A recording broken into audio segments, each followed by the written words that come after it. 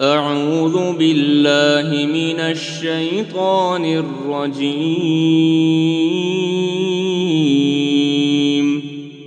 بسم الله الرحمن الرحيم.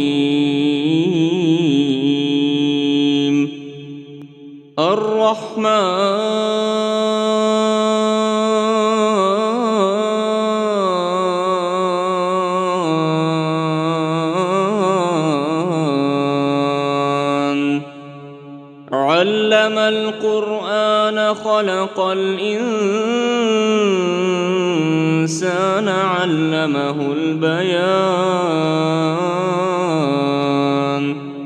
الشمس والقمر بحسبان والنجم والشجر يسجدان والسماء رفعها ووضع الميزان ألا تطغوا في الميزان وأقيموا الوزن بالقسط ولا تخسروا الميزان. والأرض وضعها للأنام فيها فاكهة والنخل ذات الأكمام والحب ذو العصف والريحان. فبأي آلاء ربكما تكذبان؟ خلق الإنسان من صلصال كالفخار وخلق الجان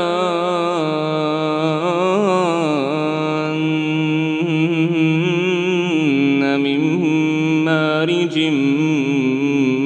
من نار. فبأي آلاء ربكما تكذبان؟ رب المشرقين ورب المغربين. فبأي آلاء ربكما تكذبان؟ مرج البحرين يلتقيان بينهما برزخ لا يبغيان. فبأي آلاء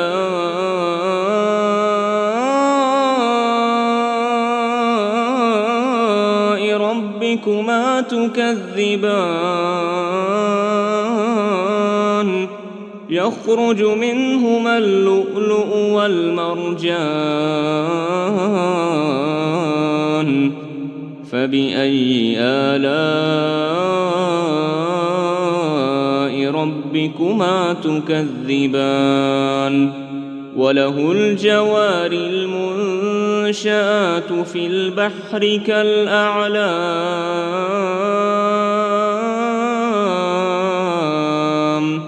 فبأي آلاء ربكما تكذبان؟ كل من عليها فان ويبقى وجه ربك ذو الجلال والإكرام.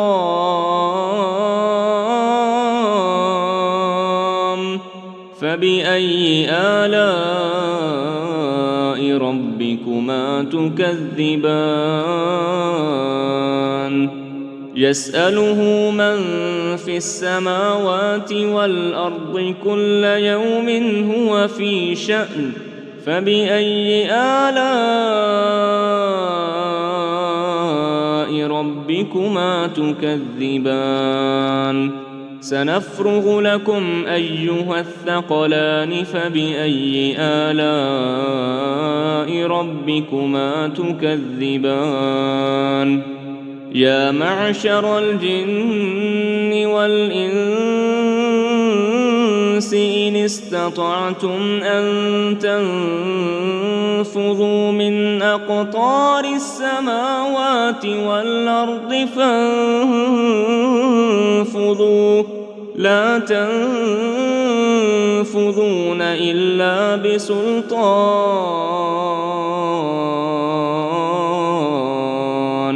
فبأي آلاء ربكما تكذبان يرسل عليكما شواظ من نار ونحاس فلا تنتصران فبأي آلاء ربكما تكذبان فإذا انشقت السماء فكانت وردة كالدهان فبأي آلاء ربكما تكذبان فيومئذ لا يسأل عن ذنبه إنس ولا جان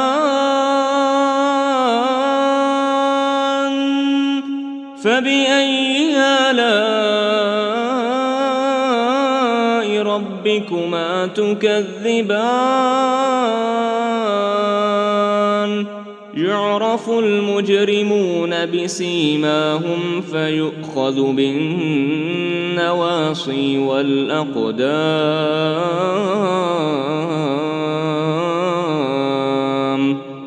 فبأي آلاء ربكما تكذبان هذه جهنم التي يكذب بها المجرمون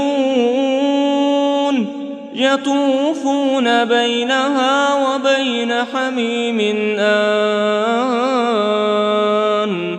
فبأي آلاء ربكما تكذبان ولمن خاف مقام ربه جنتان فبأي آلاء ربكما تكذبان ذواتا أفنان فبأي آلاء ربكما تكذبان فيهما عينان تجريان فبأي آلاء ربكما تكذبان فيهما من كل فاكهة زوجان فبأي آلاء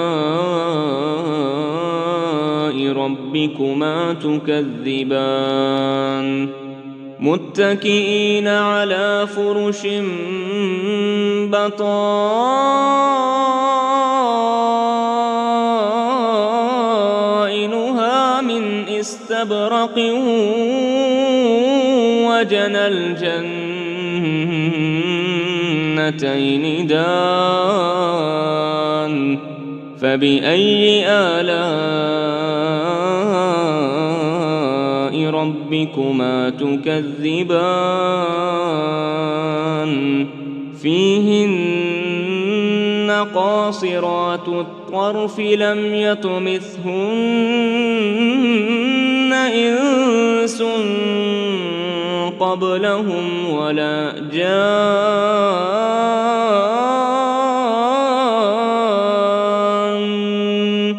فبأي آلاء ربكما تكذبان كأنهن الياقوت والمرجان فبأي آلاء ربكما تكذبان هل جزاء الإحسان إلا الإحسان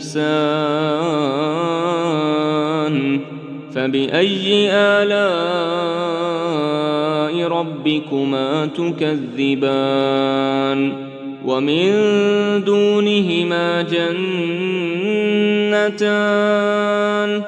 فبأي آلاء ربكما تكذبان مدهامتان فبأي آلاء ربكما تكذبان فيهما عينان نضاختان فبأي آلاء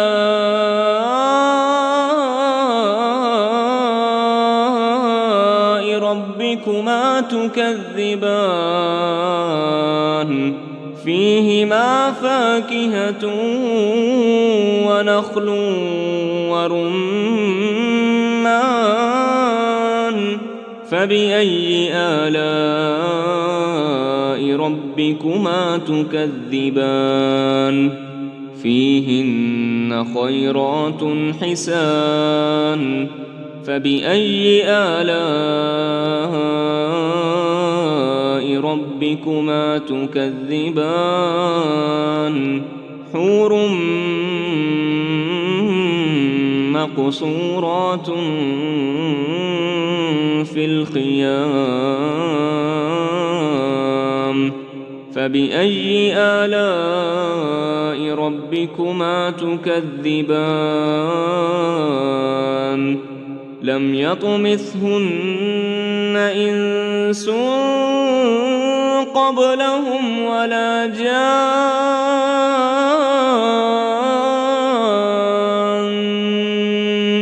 فبأي آلاء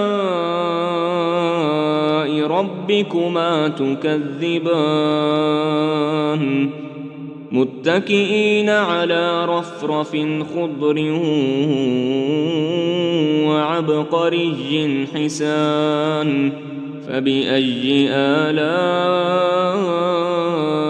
ربكما تكذبان تبارك اسم ربك ذي الجلال والإكرام